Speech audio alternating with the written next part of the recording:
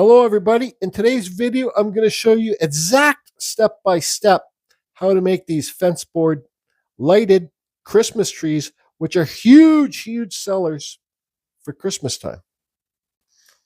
So what I got here is 1 by 8 by 4 feet long. So they say it's 1 inch thick by 8 inches across. You can do 1 by 6, but they're a little bit smaller. And you might have to use maybe 10 lights, not 20 lights. I'll show you all the steps. Some tips when you're buying the wood. I say buy the tight grain wood. Make sure it's dry. No cracks. Make sure there's no cracks. Knots are okay, just not the loose knots that you can push out. Make sure they're tight knots. And there you go. If you follow those steps when you're buying it, look at the end for cracks. No cracks. This is how I draw it on. No pattern. There's the bottom of the tree. Here's the tree trunk. I put marks here. So make sure you give it a nice swoosh line, like so it's not straight. See how that's swooshed like a curve? And I don't bring it to the very bottom, the swoosh, or your tree will be too thin. See how I leave it square there?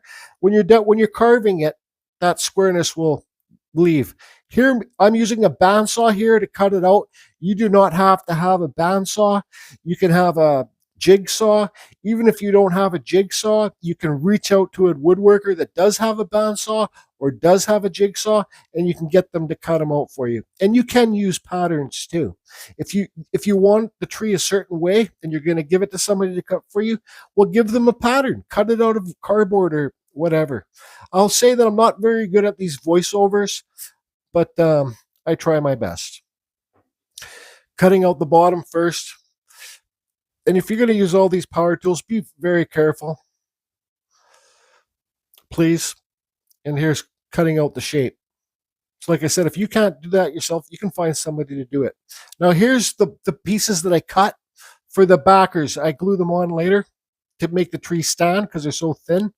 And I cut them back at a little angle so the trees, I hot glue them onto the back of the tree so the trees lean back a bit. So here's a couple shapes.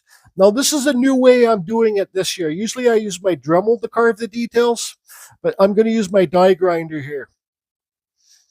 No, sorry, not my die grinder, just a normal grinder with a flap sanding wheel. Now, here's bigger trees. For these bigger trees, I cut those out with my chainsaw, and I put 40 lights in those bigger trees. And well, they're more money. So, one year I sold over 100 trees. Here's the backer. See the little bit of an angle? And I'll just glue it onto the back later on with a hot glue gun. See the little bit of an angle that it's at? So it makes the tree lean back and they don't fall over. Because you got to know that this stuff's not real 1 inch. It's like 3/4 inches. Here's the lights. I get these at Dollarama. I think they were like $2.50 a pack. They take 2 AA batteries. There's the size of the lights. You can also buy them at Walmart. I'm going to show you later on. So here's a drill bit. I don't know what size of drill bit, so I just make sure it's a little bit bigger, a little bit wider than the lights that you're going to use. I don't suggest using the normal Christmas lights you get. I know all Christmas lights are LEDs, but there's all the holes I got drilled. I drilled 20. When I'm drilling the holes, I just place them anywhere, and I count 1, 2, 3, 4 as I'm drilling. Sometimes I stop and recount. It's better to not have enough holes drilled than to drill too many holes. So you see that? That's the blowout. That's just my laziness. I could have put a flat board. You didn't have that. Here's the sander. This is like, I think it's 80 grit with the sanding pad. I sand all both sides clean. You can see that piece fall off there, that blowout. And sand the front. Now, before when I'm the inventor of these fence board Christmas trees, so I like to call them Johnson fence board trees, Christmas trees. See there with the flap sander? I'm just carving in some quick detail. I'm rounding off the edges. See, I would normally do this with my Dremel. I am going to make another video Dremel carving these fence board Christmas trees, and I'll carve the details with my Dremel. So, but this is a lot faster. And like I don't know if I said, but 1 year I sold over 100 of them. And I don't sell these for cheap. Now I'm just getting rid of that square edge, making it round on the sides. Even if you're doing Dremel carving the details, I suggest to get a grinder like this and round off the edges. Now here, this is all I'm doing to put the details in for the trees this year. 80 times the speed it would take quicker than doing the Dremel carving. So it's important to have dry wood so your sanding disc doesn't plug up, because if you're sanding wet wood with the sanding disc, they do plug up. So I'm just doing straight, and see I'm going back over my straight lines, putting some extra lines in there. So they're not, everything's just not so straight and perfect. Kind of be safe, everybody. I hit my wrist with this sander that took off a lot of skin really quick. There I am working on the edge first. Well, it's just easier. You'll see what I'm going to do here. So I already got that edge done, so now I can come right across. And I kind of put them down at an angle too.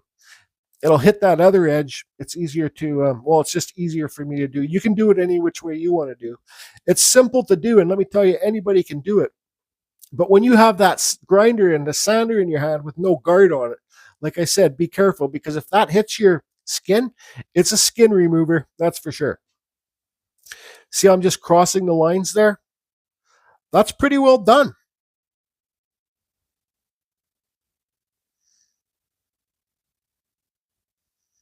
Make sure you got all your edges carved. Don't leave any. Here's just a propane torch. I bought those fence boards at Rona here in Canada. I'm in Canada, everybody. So if Home Depot might have them, the 1x8s, or look on Facebook Marketplace and look for somebody selling used fence boards. Like there's fence companies, guys that install new fences. They keep all the old fence boards and sell them. Just cut the bottoms off where they're rotten and perfect. You sand away all the old gray stuff anyways. So you see there quickly I'm burning it. I burned the trunk darker than the tree just to give it a darker color to offset them. This is a Mampa flap sander made by Mampa tools. It's all right. Those sanding things they don't last too long. So this just goes in your drill. You guys can use any kind of sander you want. You can even hand sand it. This just speeds it up a bit. So that's Mampa tools, made in Korea. They're good tools. This, like I said, it's all right, but it just goes through the sanding pads pretty quick. They don't last too long. So there it is, sanded up. And you can see there I even got some Show Susie band kind of look where you burn the wood, you see the grain. Now here's the lights. These ones are from Dollarama. Those are the 40 lights. The green pack there, second to the left, is from Walmart.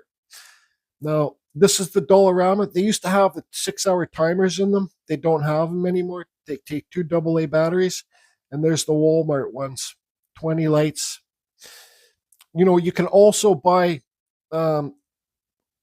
packs of 10, but they have like little pine cones on them or little things on the end of the lights. Just get a heat gun and pull off the little things that are stuck to the ends of lights. Like they'll have little Christmas trees or little pumpkins on them. So that's how you can get 10. So if you don't have that big of wood. Now, when you drill the holes, make sure you don't drill them too far apart. You want to kind of keep them closer together. That's why I suggest making your trees about 20 inches, because your holes won't be too far apart. And because if they're too far apart, the holes, well, the wire in between the lights won't fit, right? And you'll have to do some constructive plastic wood surgery on the tree. Drill another hole, then plug the other hole. So this is all I do. Sorry. Usually I start at the top with the end light. I put all the lights in first. One thing I didn't do here, because I didn't have them, always check your lights with the batteries before you glue them in. Always put the batteries in the packs of your lights, turn them on, make sure every single lights are working. Because nothing is worse than when you glue on all your lights, you get batteries, turn them on, and find out your lights don't work or one light doesn't work. Because then there's some more electrical wood plastic surgery that you'll need. So all my lights are in place. Now I'm going to start hot gluing them in when they're in place. See, I already had that one done. I just quickly put a tab of glue. I'll quickly hit them all like that. I'll flip it over, make sure, look at the face with the lights, make sure they're all in place. Make sure they're all sticking out far enough, but not too far. So you got to do that. So now I go over it, make sure all the lights are in place and everything's good. Now this is the part that kind of takes a while. Fold the things over, the wires over. I call it, every year I can't friggin' think of the name, but you use your fingers. I lick my finger and then I push the glue down. What's that name? Twister. I call it finger twister. Sometimes you use all your fingers. And I just put my glue gun on not hot. There's a hot or there's a normal mode. I just keep it on normal. Anyways, there's the battery pack. Make sure you glue it the right side up. Don't glue it so the lid is stuck down. I'm just telling you, learn from my mistakes. That's what this is about. Here's some paint. I dilute it. It's just acrylic paint. It's Hooker's green, my favorite green color paint in the world. I dilute it with water.